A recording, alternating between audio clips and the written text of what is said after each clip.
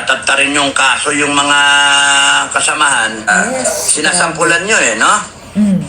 Eh kayo kaya ang sampulan. Alam nyo ba, matagal na kayong gusto sampulan ng mga puta at mga tao? Ha? Pagpapatayin lang kayo, mga animal kayo, pinipigil ko lang Pinipigil ko lang. Eh meron na ngang FGF pa lang Yes, gusto may nagsabi nila. sa akin commander Sabi nga sa akin, sir, patayin na lang natin yung mga yan. Grabe, no? Ay ko, wag. Yung mga OFW natin, serious Yes, sila. true. Sila pa talaga ang walang tigil ang Lumalaban paglaban. Pero dito sa bansa natin, Naku, mga wala tao, takot unfair dun sa mga Takot yung mga nagsasakripisyo. nasa Pinas. Kasi lahat ng lumalaban. Gano'n, mas maganda, umiwalay na lang. Mindanao. Wala Ako po. Mindanao, umiwalay na lang kayo. Inalangan na niya. Wala kasing mangyayari dito. Umiwalay na lang kayo. At kung sakaling itong gobyerno nato talagang gago, magharap-harap na lang tayo. Mga putaragis kayo. Magkabarilan na lang tayo. Gagamitan nyo kami ng batas. Tarantado kayo. Kayo yung nagbabiolate ng batas. Mga animal kayo. Marami ng wasted opportunity. Yes, Ano ba talaga true. gusto natin? True yan. Lalabas. Uuwi na naman. Iyakan. Tapos Iyakan. na naman, wala na naman Lalabas ulit. mangyayari. May bagong pag-asa. Uwi, iyakan. Ang gusto ko kasi, imbis na traidorin niya, harap-harapan talaga. Harap-harapan. Hindi You nga kasi rise ganun up, lumaban you stand yung up as a nation, as a sovereign people, and tapusin to. Hindi, panay daming keme-keme nung iba Hiwa-hiwalay pa. So, sige, bahala ka. Bahala. Tingnan natin kung anong mangyayari. Gusto kong tapusin Ang problema, wala Wala Walang tumatayo ng malupit. Yung kita mong gusto mong... Nakulong na lang lahat si Marcoleta at si pirahin Mike Defensor. at Kawawa naman. Pero... Kakadurog ng puso. With what? With whom? Na? So ayan na nga. Totoo naman talaga lahat ng mga sinasabi nito ni Captain Dado na napakadami ng opportunities o pagkakataon na nasayang. Kasi nga lalabas, sisigaw doon, mauulanan, maiinitan, mapapagod, uuwi, walang resulta, 'di ba? Tapos ganoon na naman, napakadami na kasing paglabas, napakadami na sanang pagkakataon na tayuan na magsama-sama, kaya lang walang nangyayari Walang resulta nga kasi. Dapat kasi isang labas, kung ano yung sinasabi nyo doon, mayroon man lang kayo nakita kahit konti na sinunod. Wala Wala talagang manhid nga kasi itong gobyerno na to. At saka pati yung sinasabi nga niya na sinasampulan, lahat ay kinakasuhan. So ayan na nga. Niyari na si Mike Defensor saka si Senator Marcoleta.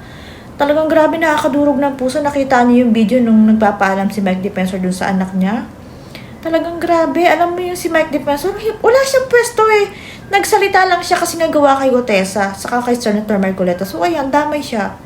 Nanindigan lang talaga siya na ganito. Wala, saka yung mga kaso nila, pilit lang Tapos nakita ko yung picture ni Senator Marcoleta na kumakalat ngayon na hindi ko agad napansin yun na umiiyak, na lumuluha pala siya nung nagpa-flying kiss siya doon sa mga tao nung nasa sasakyan siya, di ba? Talagang tinitibayan lang itong mga taong to, pero napakalungkot kasi alam niyo na wala kayong kasalanan tapos ikukulong kayo, 'di ba? Tapos kayo naman tapos napakalinis naman ang intensyon niyo na tulungan lang yung bansa, 'di ba? Na lumaban lang ng patas. Wala kasi ang gusto kasi talaga nito ni Captain Dado, kung siya lang ang masusunod sa kayong grupo niya, tapusin. Saka yung sinasabi nga nila na sampulan, 'di ba? Pinapanakot. Maraming tao na gusto na rin silang walang hayain, kaya lang pinipigilan nga niya kasi ang gusto hindi siya traidor. Ang gusto niya kung lalaban sila, tayuan, harapan. Bakbakan tayo pero walang traidoran. Ganun. Hindi nga kasi ganun lumaban tong gobyernong to. Kaya nakakalungkot na walang nangyayari. Tapos ito parang ayaw na rin nila. Naghihintay na lang din sila. Paano na, di ba? Yan nga yung sinasabi niya na uubusin tayo, mauubos yung mga taong tumatayo. Paano na? Kailan pa tatayo kung na-impeach na si BP Sara, di ba? Ano pa nga asahan ng mga tao kung ganyan? Sino pa ang tatayo? Sino ba ang mamumuno? Wala Hindi kasi magkaisa talaga At yun nga sinasabi niya, ang isa din talagang takot. Kasi yung mga OFW nga, tuloy ang laban talagang hindi sila sumusuko. Pero pagdating naman dito sa Pilipinas, karamihan takot. Pero puro peace rally, wala wala na, hindi na kaya ng mga peace rally na yan. Manhid na manhid tong gobyernong to at wala silang katakot-takot. Ayan, oh. Bansa natin, no? Mainit ang ulo ni Captain At Dado. kung ang bansa natin ay kinakailangan na lumubog sa kumunoy at Yun. magtatayan tayo, Wala, sumit. baka dumating na talaga At yung siya AFP kasi tsaka walang PNP nagalaw. ninyo who is sworn to protect Ay, wala. the people, Saan sa AFP? bahala kayo. Ayaw nyo makialam, ayaw ninyo, ma-political pa, pinagsasabi Yes. ninyo, professional, pumunta na. Sige, lumabang kayo sa China, professional kayo eh. 30 days. Bahala kayo sa Tingnan natin buhay kung mo. anong mangyayari sa inyo. Hindi kayo makuha sa pangaral, hindi kayo makuha Yes, sa mga pagod na rin to eh, ano nang kaka- hinaing ng taong bayan eh. One of those days na busit talaga ako na gusto kong tapusin eh.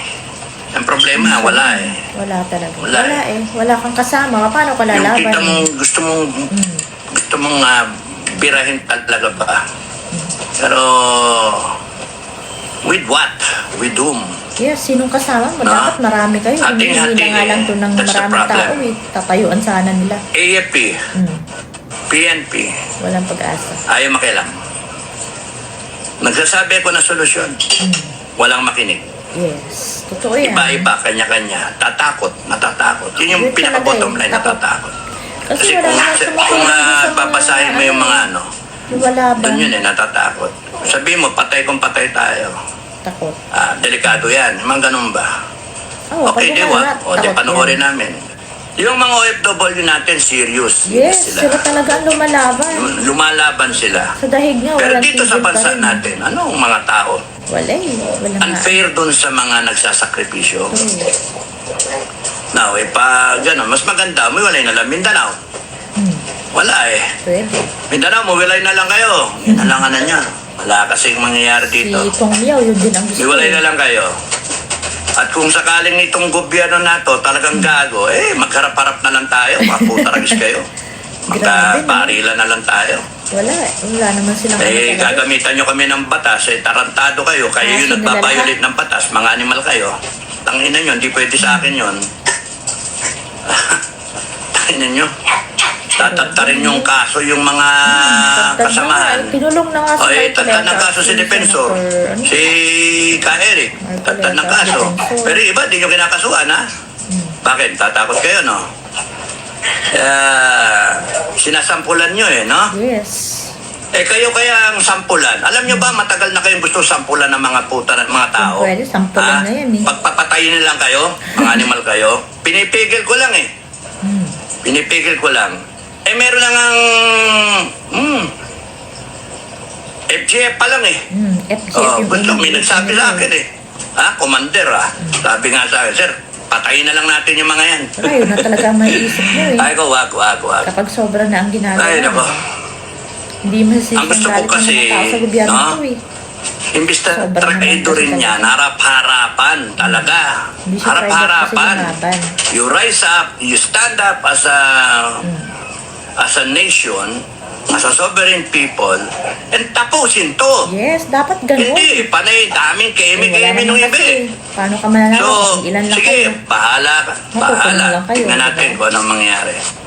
Marami ng wasted opportunity. Ano ba Oo. talaga gusto natin? Lalabas. Uuwi. Uuwi. Iyakan. Iyakan. Iyakan. Lalabas ulit. May bagong pag-asa.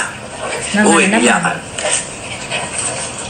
Napagod din yung So, ayan na nga. Talagang totoo yung sinasabi ni Captain Dado na kung sila lang ang masusunod, dapat tapusin eh. Dapat kasi harapan ang laban. Paano ka nga naman lalaban kung iilan lang kayo? Makukulong lang kayo. Ngayon nga, yung mga pulis pa lang daw sa Senado, 6,000 na yata. Pulis pa lang yun.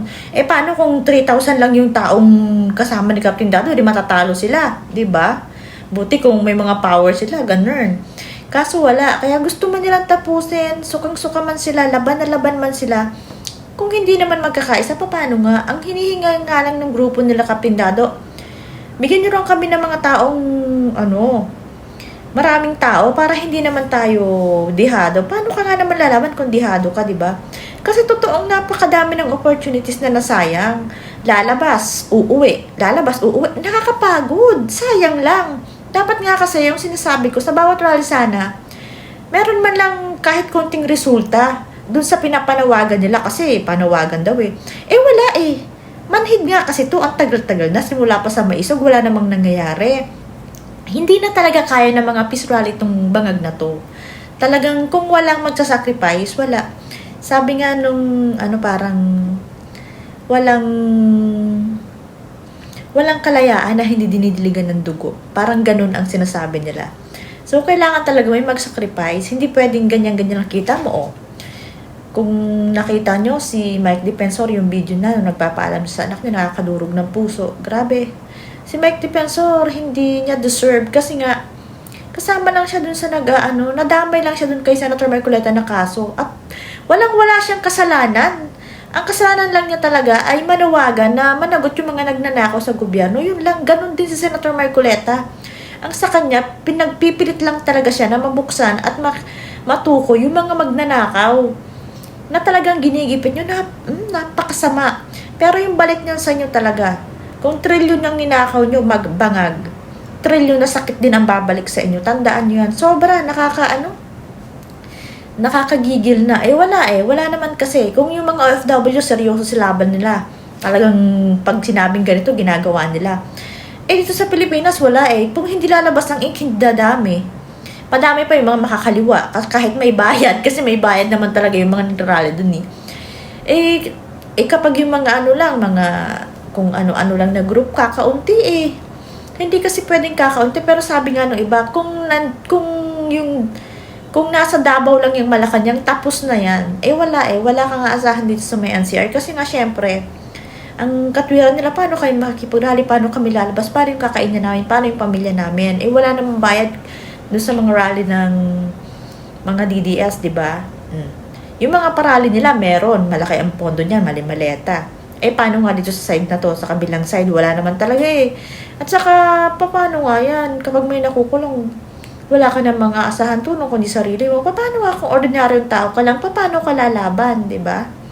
Ganon din yun Kaya, nakakawala ng pag-asa na ganito ang sinasabi nila Captain Dado. Parang, sige, magpapahinga na lang din kami kasi kanya-kanya naman, wala namang tumatayo, takot naman. Yun pa nga kasi ang isang main na reason. Kaya, puro peace rally, kunyari ang hirap kasi yung mga, itong side na to ng mga sinasabing DDS, mga pro Duterte, sumusunod sila sa batas, kumukuha sila ng permit. Pero, kapag sa kanila na, kahit anong gawin nila, nalabag na sa batas, ayos lang. So, napaka-unfair. Kaya, hindi dapat magtuloy-tuloy yung ganitong gobyerno. Kung hindi talaga tatapusin to, dun sa 2 years, ang dami pang, umutang na naman nga, di ba? Nanakawin na naman nila, talagang hindi sila aalis sa pwesto. Ganyan ang plano nila nakawin at magpatuloy sila sa pwesto. Gawin nilang mahirap ang mga tao para walang makalaban sa kanila. Yun. Tapos, mga kompadrino naman nila yung mga mayayaman, so wala na.